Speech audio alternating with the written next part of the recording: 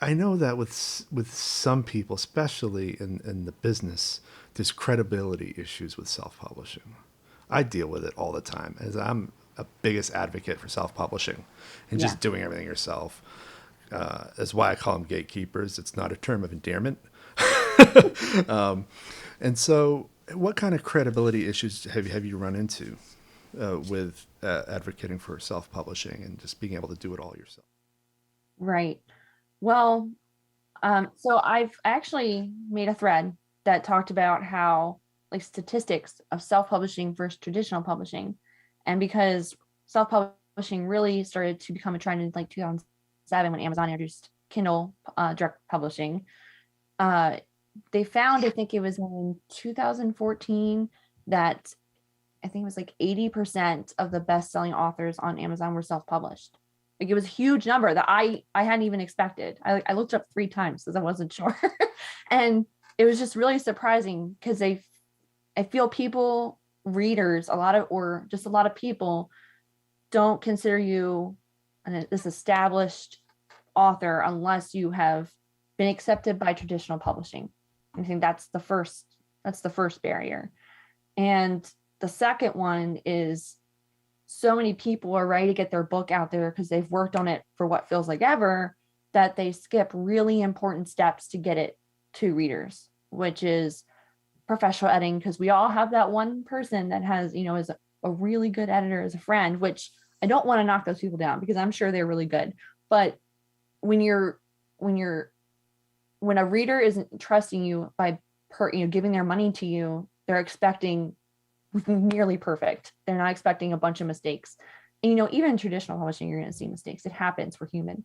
But you want to make sure that you're crossing off your T's and dotting your I's before you're putting that out there for people to be spending their money on. Because for new writers or self-published authors, a lot of readers are taking a chance on you because they don't know you. And, they're only going to take a chance on you if, one, your description sounds really, really good, or two, someone's recommended the book to them, or they've read a lot of great reviews saying, yeah, you need to read this.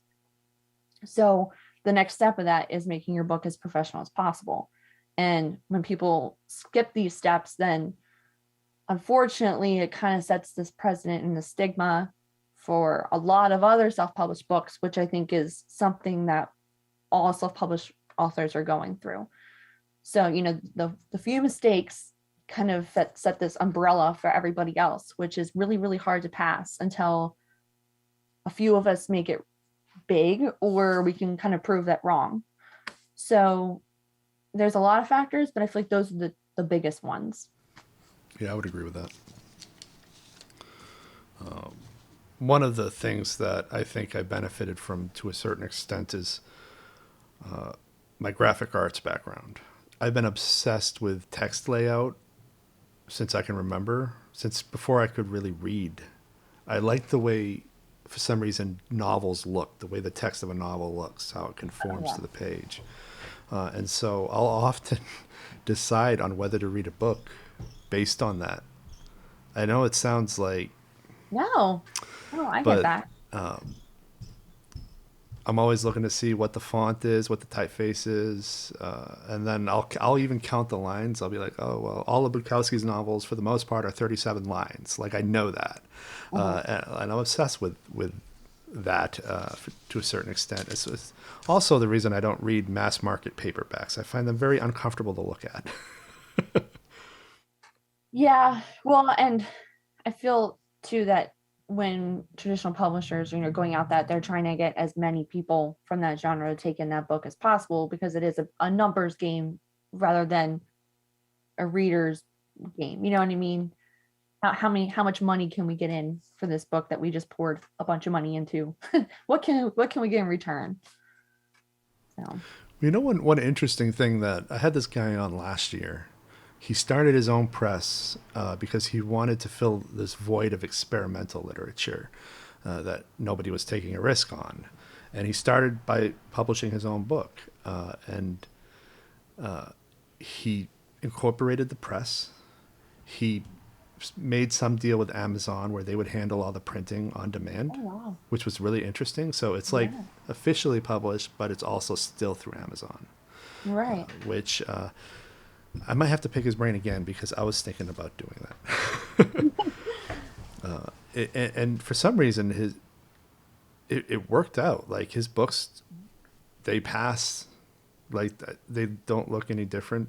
They don't feel any different. Like they're professional books, and he's doing everything we're talking about here. So he is taking editing extremely seriously. Oh, His yeah. the second book he published was from a very well-known author.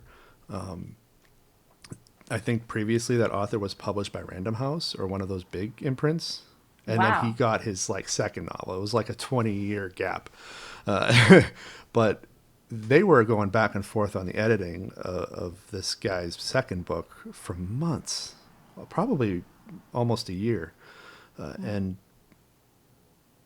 to tell your idol that, oh, you got to go back and fix this, that takes some gonads, I Yeah. think. But I don't know if I would have done it.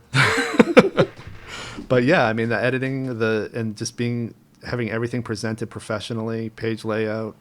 I know I've bought some books off Amazon where it just looks like somebody dumped a Word file into the publishing app, and that was that.